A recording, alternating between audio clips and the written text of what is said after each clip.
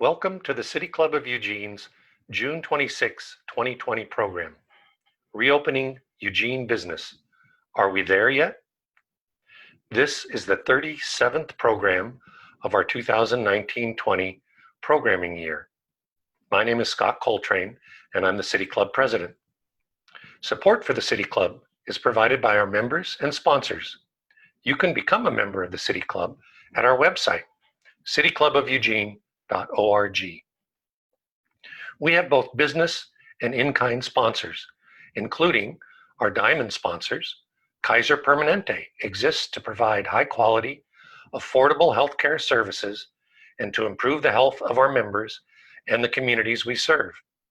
More information at www.kp.org. Support comes from the University of Oregon. Since 1876, UO has helped Oregonians question critically, think logically, reason effectively, communicate clearly, act creatively, and live ethically. More information at uoregon.edu. Peace Health is proud to serve Eugene, Lane County, and beyond. As your hometown healthcare partner for more than 80 years, Peace Health's mission is to keep you and your family healthy. Learn more at peacehealth.org. Lane Community College transforms lives through learning. It provides comprehensive, accessible, high-quality educational opportunities that promote student success. For more information, visit lanecc.edu.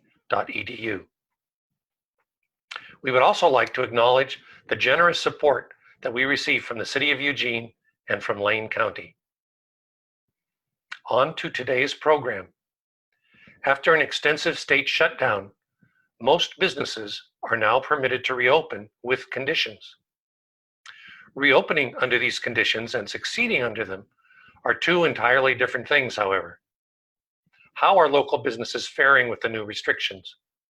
How many people in Eugene feel comfortable venturing out to dine or shop or to have routine medical visits? We have four speakers today. Brittany Quick-Warner, President and CEO of the Eugene Area Chamber of Commerce, will explain how our broader business community is faring. Originally from Kansas City, Missouri, Brittany is a University of Missouri graduate with a bachelor's degree in atmospheric science and a master's degree in public administration. She has served the Eugene area since 2013 as a staff member at the Eugene Area Chamber of Commerce. Originally hired as the events coordinator, she quickly moved into the Director of Business Advocacy position, where she had the chance to grow her passion and experience in public policy and in community engagement. In 2017, she was appointed as the President and CEO of the Eugene Area Chamber of Commerce. John Barofsky, co-owner of Beppe and Gianni's Trattoria and La Perla Pizzeria, will speak about impacts to the restaurant and hospitality sector. John has been a business owner for 20 years. He has served on many governmental bodies, including City of Eugene Planning Commission, City of Eugene Budget Committee, Eugene Street Bond Review Panel, Travel Lane County Board, Oregon Restaurant and Lodging Association Executive Board, and the Fairmont Neighbors Board. He is the newly elected eWeb board member representing Wards 2 and 3. Casey Barrett of OB Development Partners will discuss the retail, hotel, and commercial real estate sector. Casey is co-manager of OB Development Partners LLC, and future development activities will be carried out under the umbrella of this entity. Casey manages activities at the Fifth Street Market, the Inn at the Fifth, and the new Fifth Street Market expansion project. Casey's natural leadership skills have been honed during his 15 years with the company, working closely with tenants and guiding and mentoring his staff. Dr. Stacy Chance, the Chief Medical Officer for Oregon Medical Group, will address impacts to the healthcare field. Stacy earned a medical degree from Vanderbilt University School of Medicine and completed an internship and residency training at the University of Rochester. Dr. Chance is a board certified in pediatric and internal medicine, and his medical areas of interest include preventative care, children with special needs, and sports physicals. Dr. Chance became OMG's Chief Medical Officer in 2019. To begin the panel, we'll start with Brittany. Good afternoon. My name is Brittany Quick-Warner, and I am the President and CEO at the Eugene Area Chamber of Commerce. I appreciate being invited here today to talk a little bit about some of the economic impacts that our region has seen from the coronavirus and the pandemic that's hit our world. But we're going to drill in pretty far down to our community to talk to some of the business leaders who have been impacted the hardest in the industries that they represent in Lane County. We'll talk a bit about how their companies and industries have been impacted, what adjustments they've made in the wake of this pandemic, and then some of the opportunities that they see for the future of our region. Before I turn the mic over to these three, I wanted to talk a little bit about some of the macro scale economic impacts and trends that we've been seeing in our business community. This month, the National Bureau of Economic Research declared an official recession in the United States beginning in February of 2020. Employment data for April and May gave a startling look at the impact the pandemic has had on Oregon's economy.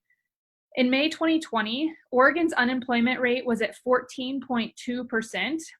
April 2020 had the record high unemployment rate of 14.9%, and that compares all the way back to 1976.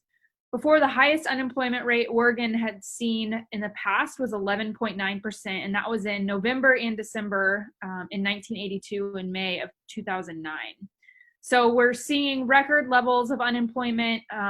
We haven't seen impacts like this since the Great Recession, and we were anticipating, we'd been in a period of growth for a while, so we were anticipating some sort of recession to hit in the next couple years, but we have definitely taken a nosedive into it for sure.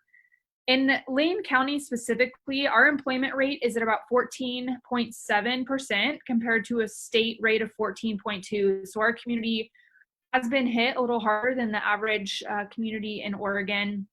The top three industries for unemployment claims in Lane County, the first is accommodation and food service industry. So about 22% of our unemployment claims as of May came from the accommodation and food service industry. That's, pretty much expected given the government shutdown. The state shutdown. We had to close a lot of our restaurants and a lot of our accommodation services.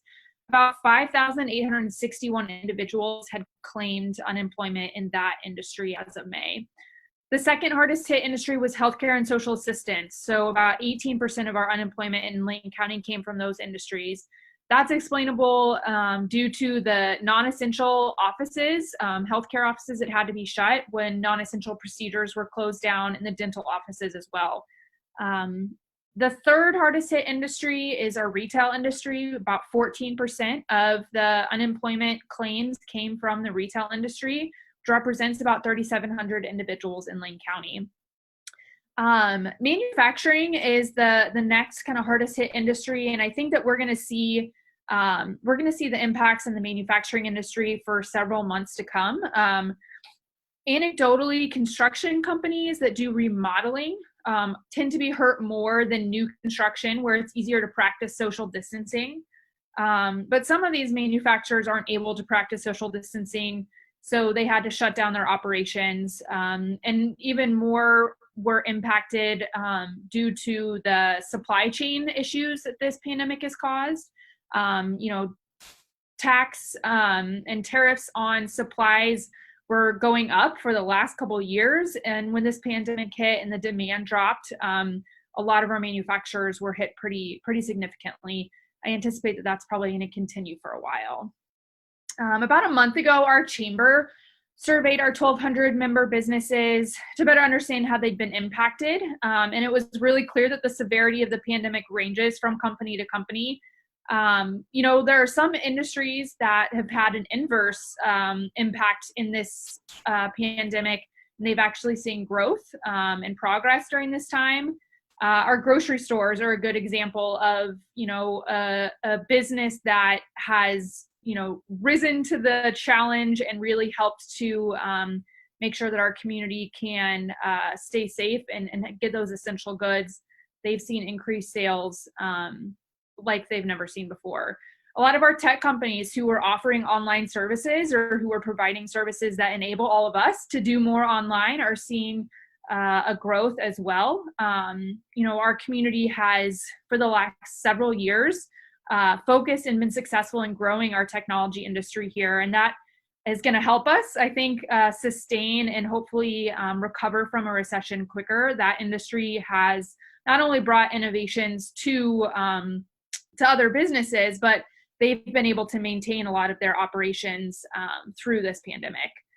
Some other, just kind of anecdotal stories. The residential real estate world, I think, was really anticipating a pretty big hit, but they've actually been able to manage through this. And I think a lot of residential real estate agents are seeing that a lot of folks are actually continuing to buy. We have really good interest rates right now for mortgages, and that's definitely propped up the real estate industry. Additionally, talking to a lot of our community banks, they've had a ton of business with a lot of the federal funds that have been distributed throughout the communities. Our banks have really stepped up to support a lot of our small businesses who would not be able to function without some of those federal programs that were put in place.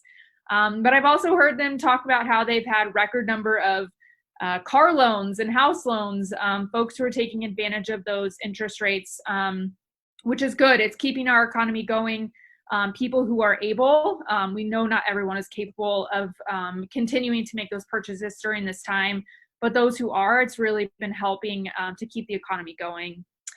We've also witnessed some companies who have had a really great pivot that they've been able to make. We've all heard stories likely of our distilleries in town who are able to pivot to sell hand sanitizer or sanitizer for companies. When you have a product or service that can be adapted in that way, it was a really quick thinking and innovation that we saw through a lot of our distilleries. A lot of our manufacturers who maybe did some sort of clothing or material manufacturing were also able to pivot to making masks or personal protective equipment. So we have a handful of companies in town who've really been able to supply PPE to not only our community, but across the globe. A lot of the companies who were successful and who have been successful so far and been able to manage through this crisis, they have a handful of things in common. One, they've been able to quickly adapt and embrace technology, whether it's shifting their entire business model to online. A lot of our restaurants who were able to stay open, we're doing a lot more online ordering, takeout, delivery. A lot of our retailers who already had online stores set up were able to really boost their online sales, and those who didn't leaned in pretty heavily and were able to adopt that online business sale. Our retail industry, and Casey can talk a little bit more about this, our brick and mortar retail industry has faced challenges for years. And so a pandemic like this can have a really significant impact on that industry. So we're leaning hard into how we can support and prop up our retail industry as well. The other kind of trend that I've seen in businesses who've been able to remain successful is their ability to lean into marketing and to not abandon their marketing efforts in this time. A lot of businesses who've had to shift their products or change their operating hours have needed to get the word out there. And folks who were not afraid to continue along with their marketing to maybe even ramp up their marketing have seen, I think, the fruit of that investment. This fall, I think we're likely to see, and a lot of us anticipate, a second wave, if you will. What we are really focused on at the Chamber, and I think that our business community really is depending on, is our community's ability to keep our caseload down and to do what we can to make sure that we're not growing at an unmanageable number of cases in our community. So, our chamber is supportive and encouraging folks to wear a mask if you're going to go out, and we encourage you to do so, right? People, it's summer, the weather is getting nice, go out and enjoy yourself, but do so safely and wear a mask. There's all kinds of research out there. Yes, we know some of it's contradictory, but if it means that we can keep our economy open, we can keep our community members safe, and our businesses are going to be able to manage through a second wave without having to have a complete shutdown again, then it's worth an effort to encourage folks to do that. I think that, we anticipate that there have been businesses who were able to kind of survive this first wave who may not be able to survive a second one. We have seen a lot of folks take advantage of the Paycheck Protection Program that was rolled out by the federal government that enabled them to sustain payroll, to keep folks employed, even at a scaled back level.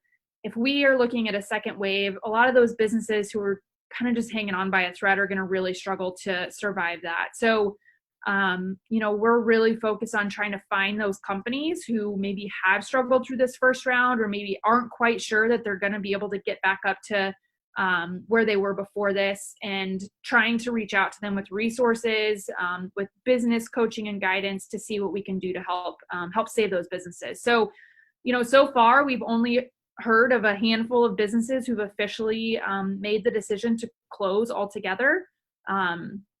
And we hope that we can avoid more of those, but I do anticipate that, we're going to see some businesses who aren't going to be able to ride this storm. So I want to open up the conversation and learn a little bit from three business leaders, like I said, who represent industries who were some of the hardest hit in Lane County, to learn about how they've been able to adapt and what they plan to do in the future. So I appreciate you all having me, and we'll hear from these three and then open it back up for question and answers to kind of dig a little bit deeper. First, we're going to hear from John Barofsky. He is the owner of La Perla and Beppe and Gianni's in our community. Thank you, Brittany. My name is John Barofsky. As Brittany said, I am the co-owner of Beppe and Gianni's Trattoria and La Perla Pizzeria. I'm also a board member of Travel Lane County and sit on the executive board of Oregon Restaurant and Lodging Association. I'm just going to speak briefly right now about the overview of how this has affected the restaurant and hospitality industry. As you know, we were one of the earliest industries that was affected by some of the governor's shutdowns and restrictions. I kind of like to liken it to, we were the canary in the coal mine. We were the first ones that they started trying to put restrictions on, and then one of the first ones that really got shut down. It's really tough, when you talk about the restaurant and hospitality industry. There's two things that come to mind in the business plan. One of them is being social. People go to a restaurant to be social. You go with your friends and with your family, and you want to see people and be seen. And another one of the important business aspects of the restaurant and hospitality industry is being able to maximize the number of people that you can put per square foot in your business. And those were two things that were taken away from us. We've had to reduce capacity, and you can't be social. So it's been a very challenging time to try and deal with these things. Different businesses are dealing with it in different ways. A lot of the hoteliers just chose to close down. Some of them still haven't reopened. You look at the Graduate Hotel downtown Eugene, our center, most prominent hotelier is still closed to these days. A lot of restaurants have not reopened, even with the assistance that we've gotten from some of the federal and state programs. So there's a lot of work to be done. Some people won't make it, and some will hopefully be able to ride it out. I'll answer more questions as we get into it, but that's kind of just a brief overview of some of the things that we've been dealing with. So I'm going to pass it off to Casey Barrett, who is representing also some hotel and retail in Eugene, Springfield area. Thank you, John. My name is Casey Barrett. I'm Vice President of OB Companies and Chief Operating Officer. We do as well. We find ourselves to be in the center of this issue, operating hospitality, retail, also commercial environments that also consist of restaurant.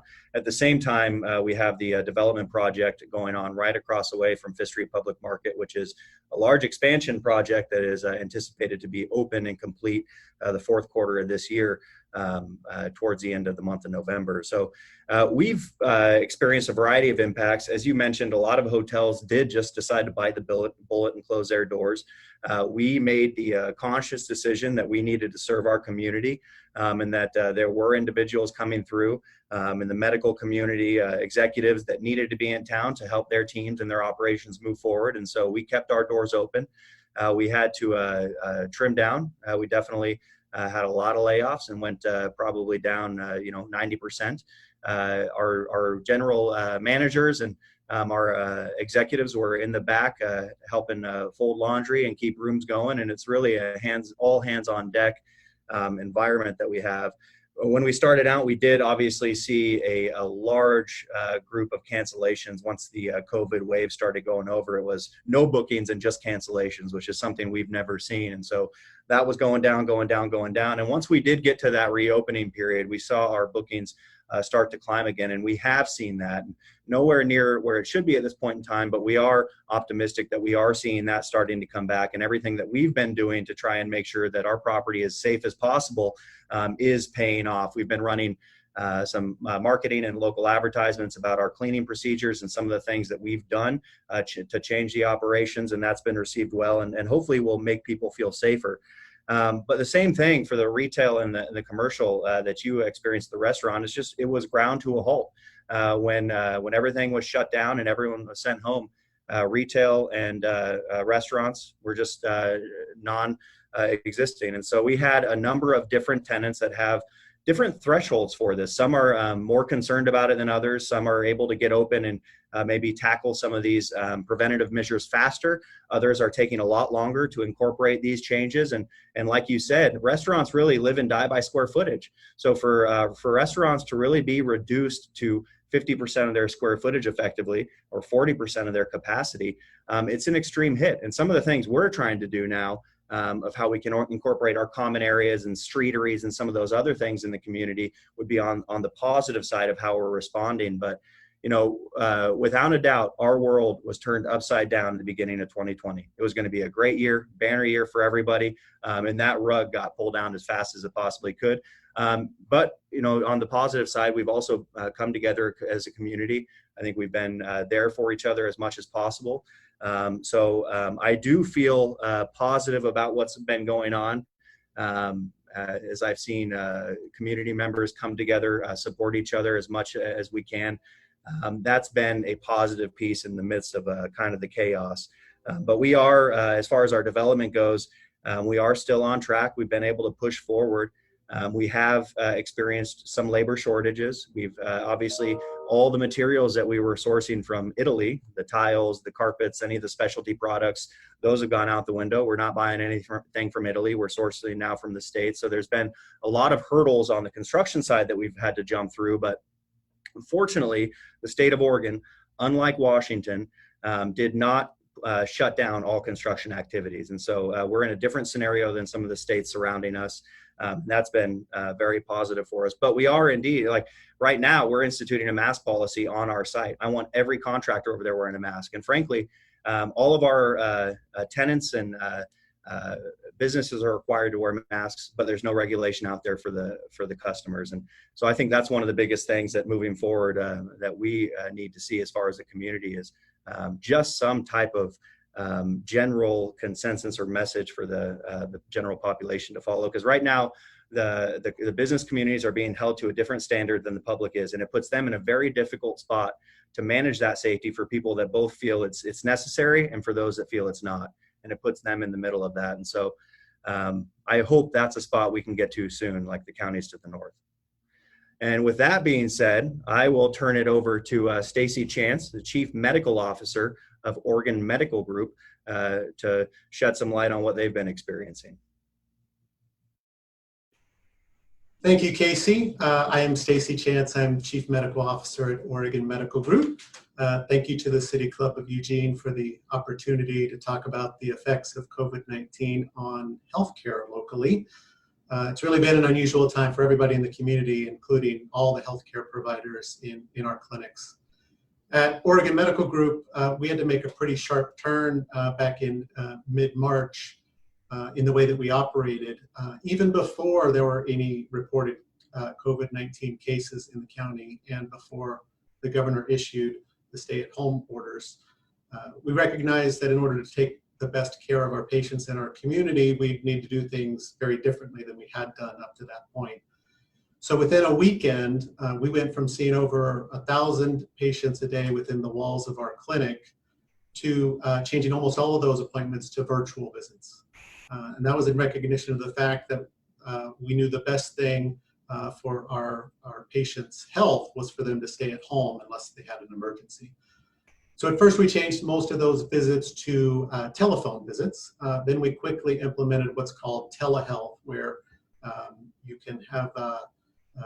can see and talk to patients without having to expose them to the risk of coming into public and into our clinics. And that added to our ability to take better care of them than we would be able to do on the phone. For patients who had possible symptoms of COVID-19 itself, we dedicated one of our clinics to take care only of patients with illness symptoms.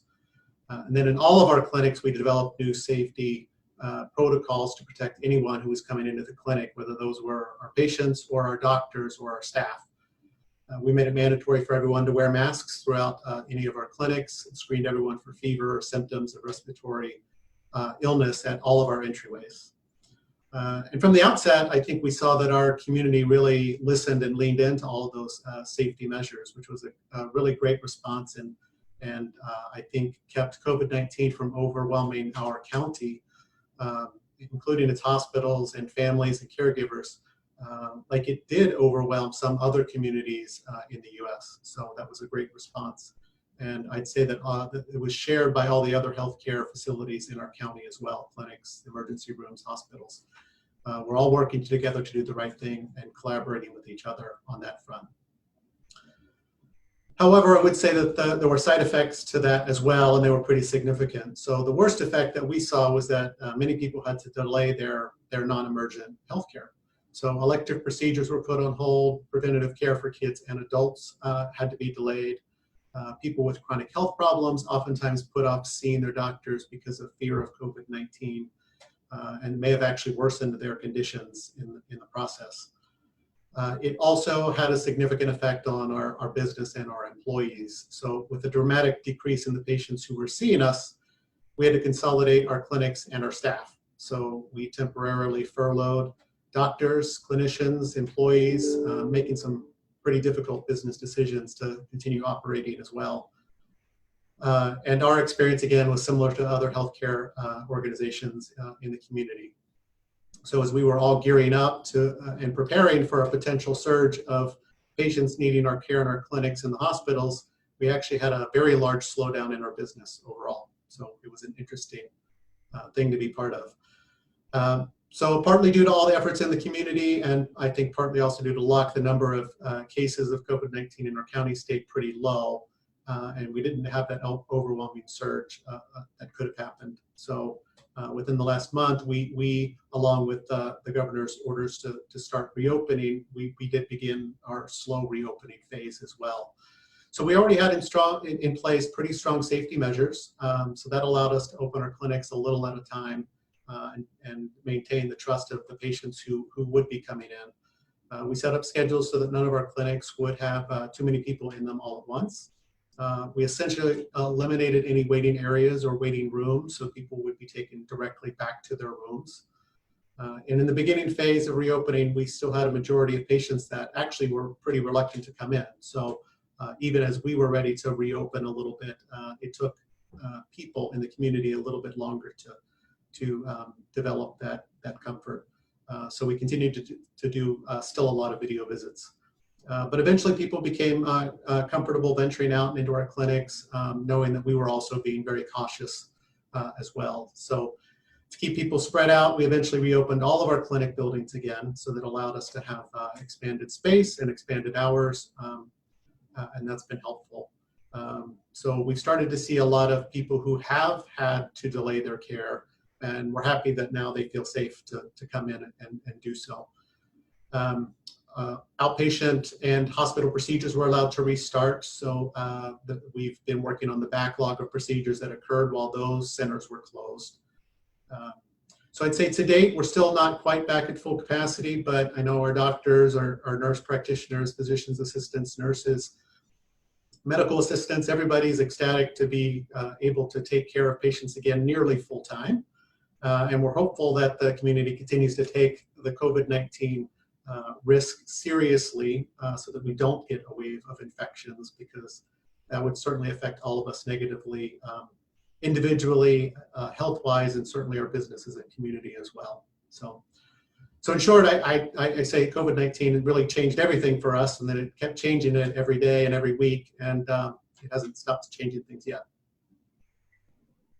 Thank you, three. I really appreciate the brief overview of kind of how things have been impacted in your industry and your company specifically. We have a handful of questions that I know that the chamber has been asked and that we have been asking businesses. So I thought that, our City Club listeners could benefit from some of those questions being answered by you three as well. And we have, opportunity if there's pieces that you guys are interested in knowing more about, please, I'm happy to have kind of a discussion here for the next 20 minutes or so that we have left. I thought I would just kind of start off by asking all three of you to talk a little bit about how the governor's reopening guidelines, how those kind of impact your business, the things that you needed to pay attention to. From the chamber's perspective, we were hoping for more time, more of a warning of what was going to be required of businesses before the counties opened. I know that there was a lot of regulation that was put out there that was kind of hard to navigate. And so I'm just curious how those regulations have impacted each of yours independently. John, you want to go first? Sure. Thank you, Brittany. For my particular industry and my two locations, some of the things that came down from the governor's recommendation or guidance were we had to reduce our capacity. Different restaurants have different, areas that they can set aside and have to be 6 feet apart. For La Perla, it was probably a 40% reduction in seating. At Beppe and Johnny's, seeing how it's in a small, quaint place, I bet we're at closer to 50%. Another thing that we're dealing with is wearing the face masks, communicating with customers through the face masks, cooking on a hot stove wearing a face mask is a challenge. And then with reduced capacity, we were also needed to bring on more, believe it or not, more staff to help manage customer flow and wiping and cleaning and sanitizing. So reduced capacity and more staff isn't the best business plan right now. Yeah. Casey, how about you guys? How have you guys seen some of the specific regulations impact the market? Well, similar to what John was mentioning, I think so at the market, we have a lot of restaurant tenants, also just commercial and general retail in the neighborhood. And so those impacts are somewhat different. The restaurants definitely have more of an impact on the spacing and the occupancy. That's really, that's their whole program, is how many people can you get inside your space? How many tables can you turn? And that's what the entire economy of market retail and space and restaurant performance is all based off of. So, how do you eat while you're wearing a mask, and those type of things that are coming out now for the Portland areas that they're trying to deal with. I think the hardest part was the unknowns, and it came out, and it's a very difficult position to be in. So I'm not saying anyone would have done any better. But I think waiting for it to come out, as you mentioned, not knowing what it was going to be. And then there was obviously a response time and a digestion period. And also, it also changed frequently, and it's still changing. So you have to stay up to it. You have to be plugged into it on a regular basis. And as we were looking at the market, how do we, as a place that's really built itself as a community gathering place, I mean, that's what we are. We are a spot where people come together to experience each other and be social. And so how do we continue under these current guidelines? And so we began setting up pathways through the market, one ways, and trying to give directionals to people. We also had more sanitization stations that we set up, a lot of signage around, reminders about keeping safe, and the hand washing stations. And so as much as possible, we tried to make the market common areas as safe as possible. And really, I share with our team that I really admire how Costco has gone about it, because you go out there and you know what you're going to expect, and you know what you're walking into. And if we can become in downtown, if we can become the local version of Costco, to where people know that it's going to be a safe experience, as safe as possible. They've thought this through. They're taking all those steps and regulations very seriously, and that's who we want to be. So we're really we're still working through those impacts. How do we continue to be a festival and community gathering place while we can't gather any closer than 6 feet? And so, as I mentioned, the streeteries, and we're looking at closing down all of Fifth Avenue. So hopefully, fortunately, silver lining is we're in the summer period now. We have weather, so can our eateries and restaurants move outside to get some more of that square footage, and also the different online ordering platforms. So really, it's caused us to be very creative, very nimble. And really, I think it's caused everyone to band together in more of we're all in the same boat here in the Market District. And so how do we support each other with these different regulations? How do we work with the city to open up on-street parking spaces for pickup and delivery? Little things like that, they all add up to really being big impact. So the biggest challenge, I think, was just adjusting to the unknowns, and that continues to be the biggest challenge for us. And then how do we move forward and continue to be that social gathering to mix these regulations? Yeah. Stacy, I know I had to visit OMG clinics a couple times during this period, and was impressed by the setup that you had, taking our temperature when we walked in, had to go in individually. What sorts of things came from the governor's regulations that maybe you guys weren't already doing, or weren't prepared to have to accommodate? Yeah, it really impacted everything we do. In some ways, we in the medical field, we're used to taking care of people who might have infectious disease and our normal precautions, but this has been a new one for everybody. Mm-hmm. So it has required us to make just as many day-to-day and hour-to-hour changes and improvements to our processes, and looking at everything that people do from the moment they walk into, even before they walk in our door, until after they leave our offices. So as John and Casey have been saying, I think the biggest impact has been on our need to be very nimble and agile, and constantly willing to change and improve things. So our guiding principles from the beginning have been that we want people to continue to get their health care in the safest way and in the safest place possible. And as we've learned more about COVID-19, and the scientific community has learned more, we've had to adjust how we do things as well. So yeah, I'd say the bigged impact has just been the need to learn how to be flexible and change on a moment's notice. Yeah. Kind of along the same lines, in the wake of a potential second wave this fall, what would each of you like to see done differently about the way our community responds, or the way that businesses have to respond to this? Well, for me, and in my industry, I think what it would be well thought out policies and guidelines, and being clear as to what we need to do, when we need to do it, and having the appropriate amount of time to implement those policies and guidelines. That was something that in the first round was very difficult to deal with. We didn't know what we were going to be expected to do, maybe 1 or 2 days before. You know, for industries like mine, it takes more than a day or two to ramp a business back up with procurement and those types of things. So those were one of the things that hopefully the policymakers are thinking about if, God forbid, there is a second round. Yeah. Casey, anything else that you guys would add?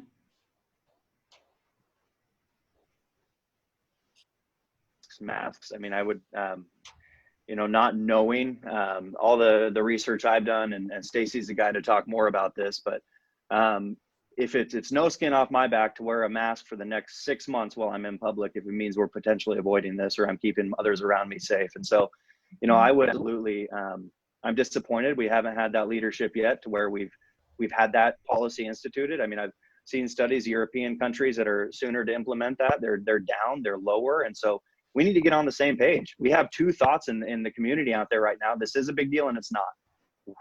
It's going to be a big deal if that's where we remain. And so we need to get on the same page about, just as a state, as a country, how are we tackling this thing, and what are we doing to keep each other safe? Because frankly,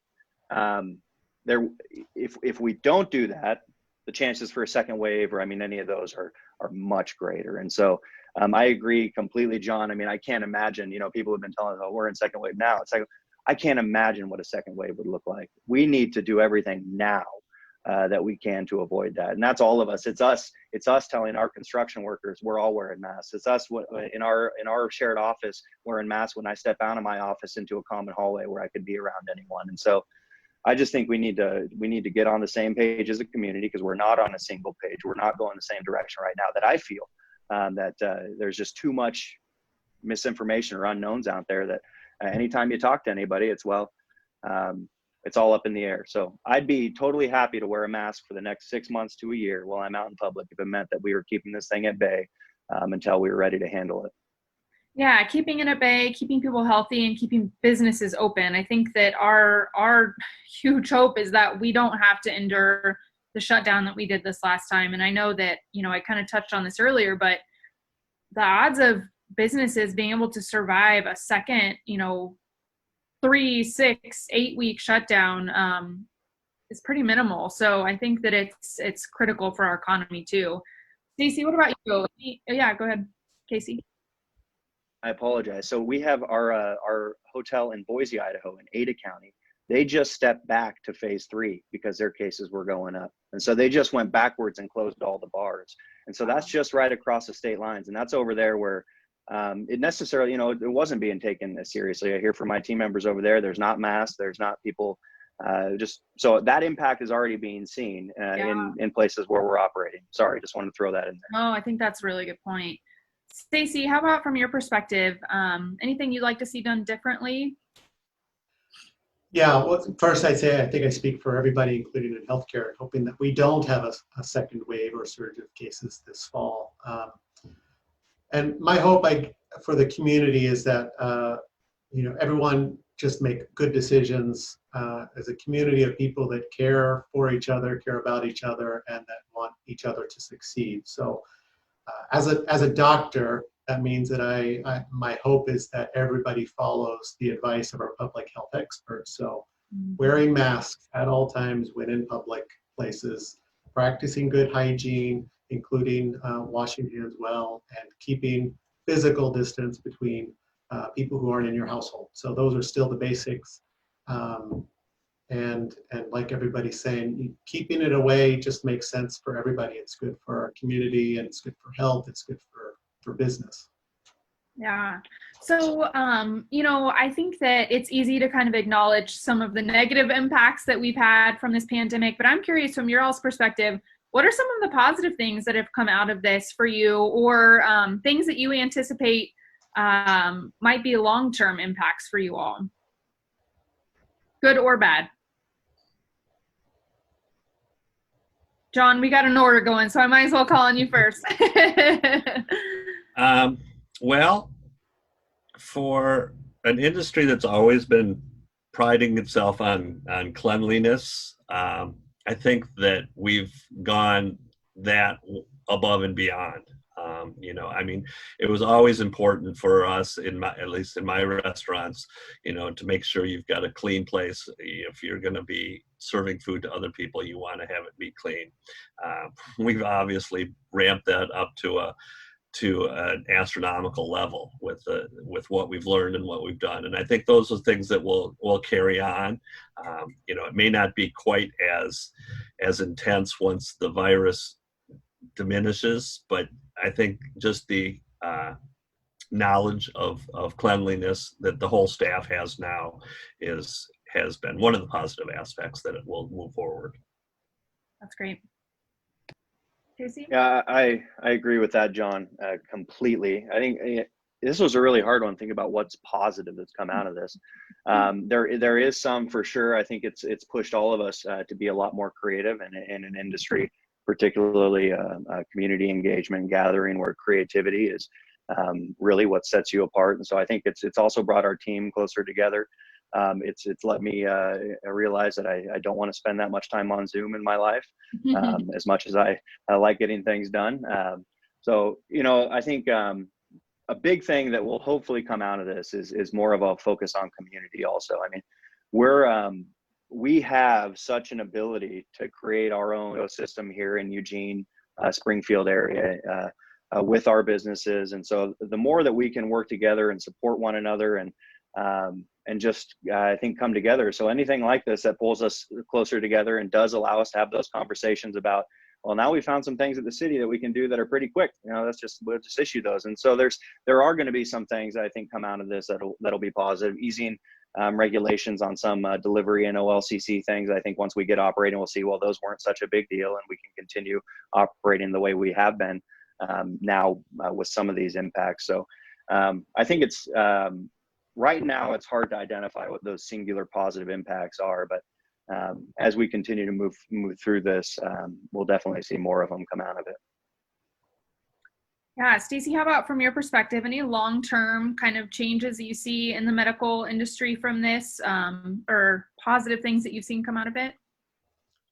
I think we've seen a few positive effects. First, from just a tactical standpoint, our adoption of video visits has been sped along across the industry, and they've been really well received and appreciated by patients. So I think my hope is that is here to stay in some form.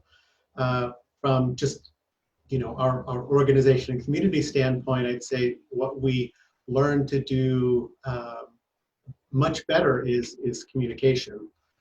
So with the constant changes, we've had to communicate in new and creative ways. So one example is that we do, as an organization, across our organization, we have 800 employees. We, for all of our clinicians and leadership, every day at 5 p.m., we have a Zoom call just to check in about what has happened that day, what the change is for tomorrow. And I think that has brought us together in a way that we had not done before. And I do think that we'll continue that in some form for the long term. Yeah, I've heard that from a lot of businesses that, the ability to sort of gather people virtually has made it easier, especially for a lot of large companies who it takes a lot of logistics to get a lot of people like that together. Brittany, one other thing for myself personally, this has been a real growing experience. I used to be a pizza maker and a pasta boiler. And now I'm a loan officer, an accountant, unemployment specialist. I've had to learn all of these things, and it's been tough, but it's also been, obviously a growing experience. I decided that I don't want to be an unemployment officer. The forms are way too long, and I think there's better bankers, but yet I've still learned a lot about these things. Yeah, I think that's a really good point. I know that, from the Chamber's perspective, one thing that we felt like we could do to help support these businesses is to digest just the enormous amount of information that was coming every single day at folks and try to boil it down to some of the most simple and understandable forms of that information. And, you know, from our perspective, we've had really great opportunities to partner with the Springfield Chamber of Commerce, and we've had some really good products we put out together. You know, I second, you know, what you guys said about staff coming together and better communication. We've definitely seen that happen during this time for us too. You know, in that member survey that I referenced earlier, one of the number one issues that was brought up by businesses was this consumer confidence issue. And, you know, and I think a lot of folks are kind of worried that, you know, as we reopen and things get back to, you know, this new normal that we keep referring to, how do we ensure that consumers have a confidence level that will, you know, enable them to go into these businesses and to start to spend money? You know, I can talk a little bit about what the chamber is trying to do to help with that, but I'm curious, you know, is that something that you guys are worried about? How have you seen that kind of impact your businesses? Casey's nodding his head. Yeah. Yeah.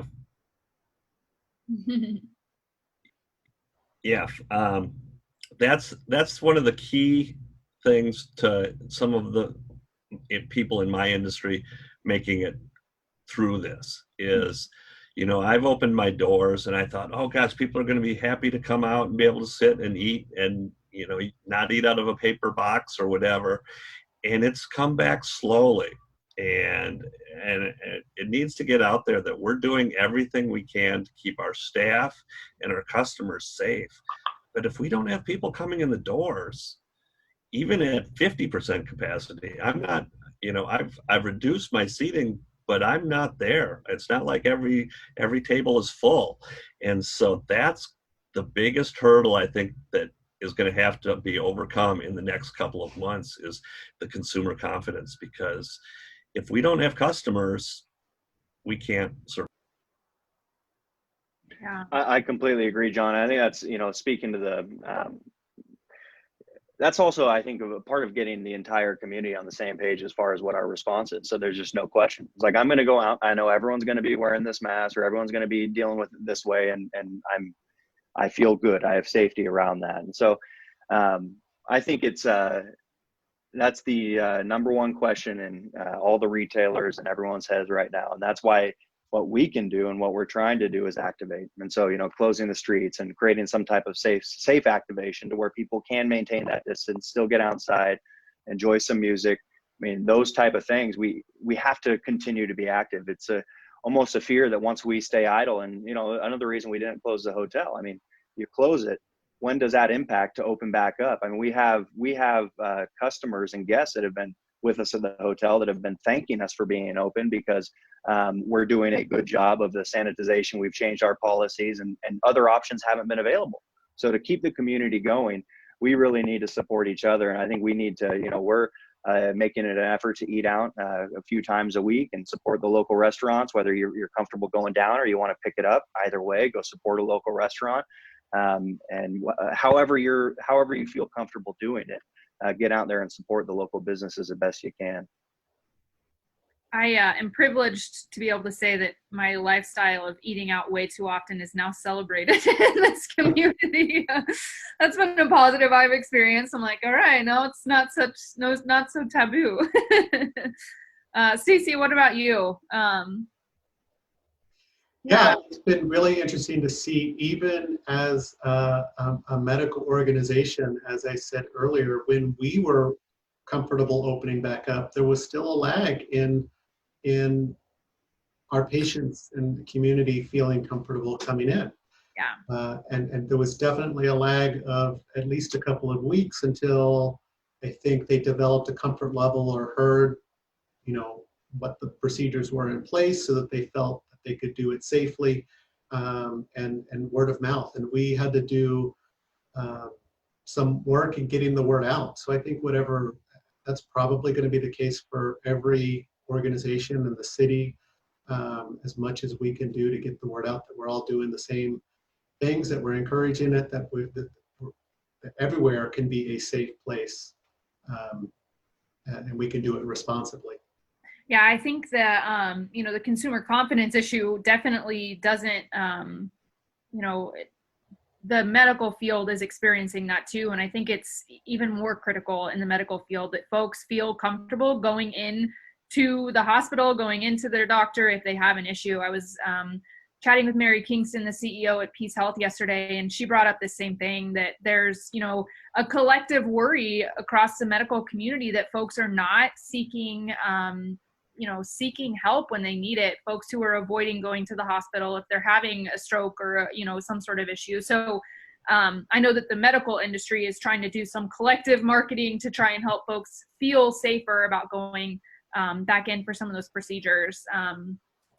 Because of this, concern with consumer confidence, and exactly you brought up, Casey, if we, at the chamber, we thought that if there was some way we could just get the word out about the businesses who are doing things right, that we're taking these precautions seriously, that we're going, in some cases, above and beyond even what they're required to do to try and keep their employees safe, their consumers safe, getting the word out to the community, I think is going to help folks really feel like, okay, I will at least go and visit some of these businesses. So like I mentioned earlier, in partnership with the Springfield Chamber, with Traveling County, with the cities, we've launched this Love Lane Business campaign and a pledge. So if you're a business out there that, is following these guidelines, who's educating your staff, sign on to this pledge. And we'd like to get the word out to the broader community about who's taking this seriously. And I can say, speaking with dozens and dozens of businesses every week, that everyone I talk to is taking it seriously, and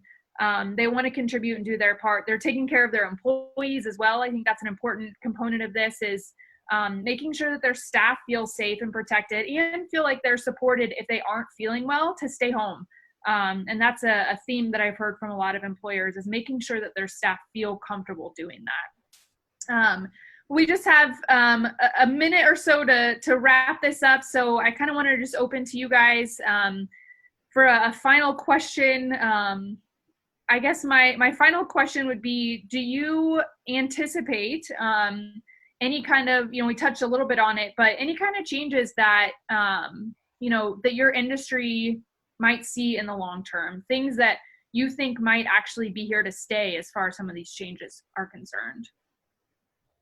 I sure hope not. I don't know. I think the biggest thing for us in moving forward, I think we see it as a temporary impact, and knock on wood, that's what we need to stay focused on. I mean, we've had these pandemics and before that have gone through time, the Spanish flu, and we were here years later, we were doing the things, we were out at bars. And so we will get past this. I think it's, the unknown, and I think why it's so important that we all take the health and really the public health extremely importantly. The unknown is just still this virus. How does it work? How does it spread?